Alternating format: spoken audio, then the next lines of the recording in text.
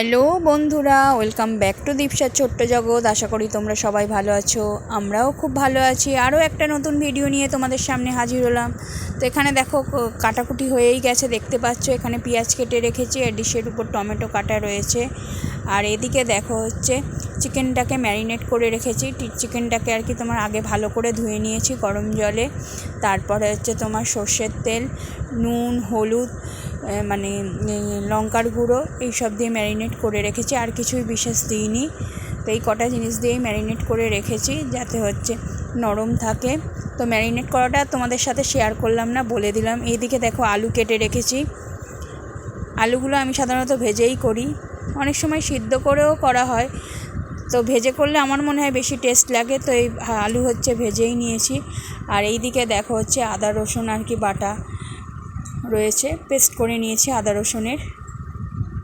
তো এবার দেখো আলুগুলোকে ভালো করে নুন হলুদ মাখিয়ে নিচ্ছি। অনেকে আলু নুন হলুদ মাখায় না, কিন্তু আমার যেহেতু কালারটা দেখতে ভালো লাগবে হলুদ নুন মাখালে, মানে হলুদ মাখালে বেশি কালারটা বেশ হলদেটে হলদেটে লাগে, ওই জন্য আমি নুন হলুদ মাখিয়ে নিলাম। নুন হলুদ মাখিয়ে নিয়ে তারপরেই ভাজবো আর কি। তো ভেজে করলে আলাদা রকম টেস্ট লাগে বলে আমার মনে হয়। তো আলুগুলোকে ভেজে নিচ্ছি ভালো করে, যাতে খুব লালও হবে না, হালকা ভাজবো। মানে বেশি ভাজলে কি হবে, শক্ত হয়ে যায় আলুগুলো, সেই জন্য হালকা করে আলুগুলোকে ভেজে নিচ্ছি।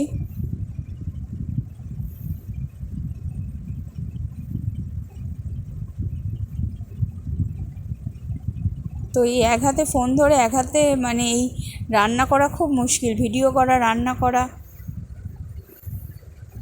10 বার করে শুধু হাত ধুতে হচ্ছে, ধুয়ে হচ্ছে ভিডিও করতে হচ্ছে। এদিকে দেখো আলুগুলোকে ভালো করে ভেজে নিচ্ছি।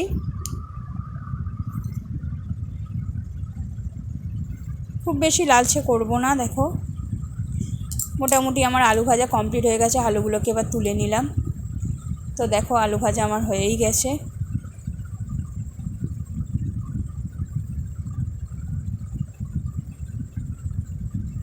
তো আলুগুলোকে ভেজে নেওয়ার পর এরপর কড়াইতে আর কি সর্ষের তেল দেবো। সর্ষের তেল দেওয়ার পর কেউ এলাচ তেজপাতা দিতে পারো, আমি এখানে দিইনি। সর্ষের তেলের মধ্যে একেবারে যে পেঁয়াজগুলো কুচানো ছিল, পেঁয়াজগুলো কুচিয়ে নিয়েছি। কেউ পেঁয়াজের পেস্ট করেও দিতে পারো, বা ওই গ্রেটারে পেঁয়াজগুলোকে গ্রেট করেও নিতে পারো। তো আমি এখানে পেঁয়াজগুলোকে কুচিয়ে নিয়েছি, অত গ্রেট করার আর সময় ছিল না, সেই জন্য পেঁয়াজগুলোকে ভালো করে কুচিয়ে ভেজে নিচ্ছি লাল লাল করে।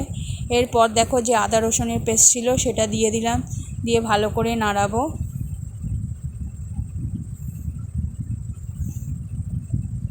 তো তোমরা কে কীভাবে চিকেন রান্না করো অবশ্যই আমাকে কমেন্টে জানিও। আমি যেভাবে রান্না করি আমি সেটাই তোমাদের সাথে শেয়ার করলাম।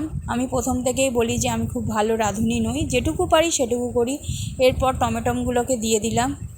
টমেটোগুলোকে দিয়ে একটু ভালো করে কষবো।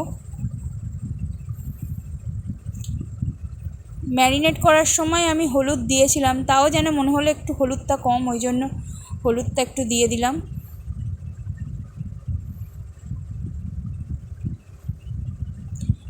আর হলুদ দিয়ে দিলে কি হয় যে আদা রসুনের মানে পেস্টের যে ঠিকরানিটা ওটা আর ঠিক রই না। বা লঙ্কা দিলে দেখবি, লঙ্কা দিলে তেলের উপর আমরা হলুদ দিয়ে দিই। এরপর যে ম্যারিনেট করা হচ্ছে চিকেনটা ছিল, তো সেটাকে দিয়ে দিলাম। তো এরপর ভালোভাবে কষবো। চিকেন যত ভালোভাবে কষবে, চিকেনের মধ্যে মশলা তত বেশি ঢুকবে, তত চিকেনটা টেস্টি হবে। তো দেখো ভালো করে হচ্ছে নাড়াচ্ছি।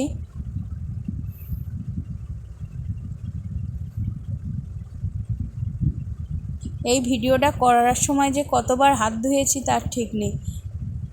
এক হাতে ফোন ধরা আর এক হাতে দেখো, এক হাতে হচ্ছে খুন্তি নাড়াচ্ছি।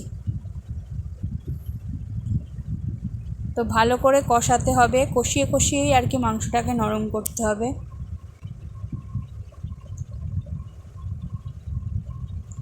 তো ভালো করে কষিয়ে আর কি তোমার হচ্ছে মাংস থেকে জল তেল সবই বেরোবে। এই দেখো বেরোচ্ছে, দেখতে পাচ্ছ সাইডে কত হচ্ছে তেল বেরোচ্ছে।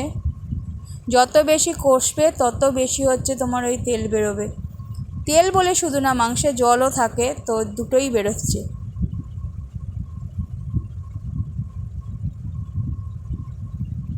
তো ভালো করে কষিয়ে নিচ্ছি।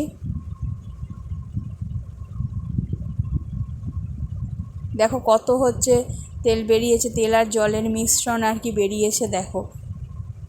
এতেই আর কি ফুটবে, ফুটে নরম হবে। যত বেশি মানে কষাবে এইটার পরিমাণ তত বেশি আর কি বাড়বে, এই জল আর তেলের পরিমাণ। অতটা তো আর তেল নয়। এরপর দেখো মাংসটাকে ভালো করে কষিয়ে নিয়ে, মাংস আর কড়াইতে করবো না, এরপর একটা ডেচকিতে ওই কষানো মাংসটাকে দিয়ে দিয়েছি। এরপর একটু জল গরম করে আর কি, দেখো কড়াইতে জল গরম করছি, জল গরম করে হচ্ছে ডেচকির মধ্যে দিয়ে দেবো। আর আলুগুলো যেগুলো ভেজে রেখেছি সেগুলোও দিয়ে দেবো। দিয়ে খানিকক্ষণ ফোটাবো, ফুটলেই মোটামুটি আমার লাস্টে গরম মশলা দিয়ে দেবো। দিয়ে ডেচকির ঢাকনা চাপা দিয়ে ফুটবে, ফুটলেই আমার মাংস রেডি। আমি কিভাবে চিকেন করি সেটাই তোমাদের সাথে শেয়ার করলাম। তো খুব ভালো রাঁধুনি নই, যেভাবে পারি সেভাবেই মানে দেখিয়েছি তোমাদের সাথে, বাড়িতে যেভাবে করি। তো তোমরা কীভাবে করো অবশ্যই আমাকে কমেন্টে জানিও।